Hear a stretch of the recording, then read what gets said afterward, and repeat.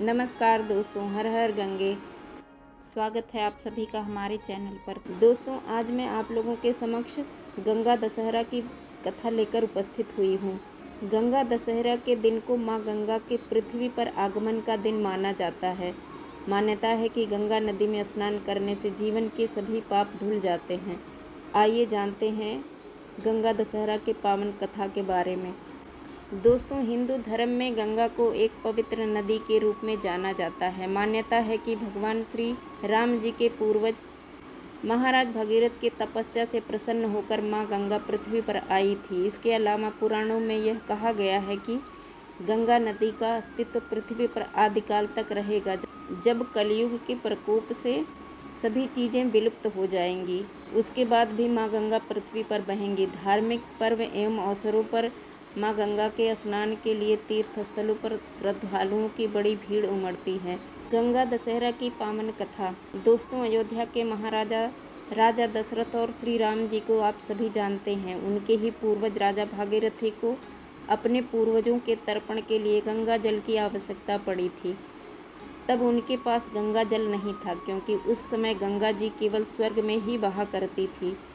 दोस्तों, यह जानकर राजा भागीरथ बहुत दुखी हुए और माँ गंगा को पृथ्वी पर बुलाने के लिए तपस्या करने के लिए चल पड़े। उन्होंने सालों तक कठोर तपस्या की, लेकिन उन्हें कोई सफलता नहीं मिली। दोस्तों, जिसके बाद राजा भागीरथ ही बहुत दुखी हुए। दुखी होकर कैलाश पर्वत पर चले गए। वहाँ उन्होंने फिर से कठोर तपस्या की, जिसे देखकर माँ गंगा राजा से बहुत प्रसन्न हुई और उन्हें आशीर्वाद देते हुए कहा कि आपकी इच्छा क्या है जिसे मैं पूरा कर सकती हूँ। माँ गंगा को अपने सामने देखकर राजा बहुत खुश हुए और उन्हें धरती पर आने के लिए आग्रह किया। दोस्तों, भागीरथी का आग्रह सुनकर माँ गंगा राजा के साथ धरती पर आने के लिए राजी हो गई, लेकिन इसमें भी राजा के सामने समस्या खड़ी हुई। माँ गंगा का प्रवाह बहुत तेज था। अगर वह धरती पर बहती तो आधी पृथ्वी उनके वेग से बह जाती। राजा के इस समस्या का समाधान और कोई नहीं बल्कि महादेव ही कर सकते थे। ऐसे में राजा भागीरथी भगवान शिव की तपस्या करनी प्रारंभ की। भागीरथी कभी निर्जल तपस्या करते तो कभी पैर के अंगूठे पर। राजा की कठोर तपस्या से भगवान शिव बहुत प्रसन्न हुए और राजा के सामने प्रकट हुए और राजा से आशीर्वाद मांगने को कहा।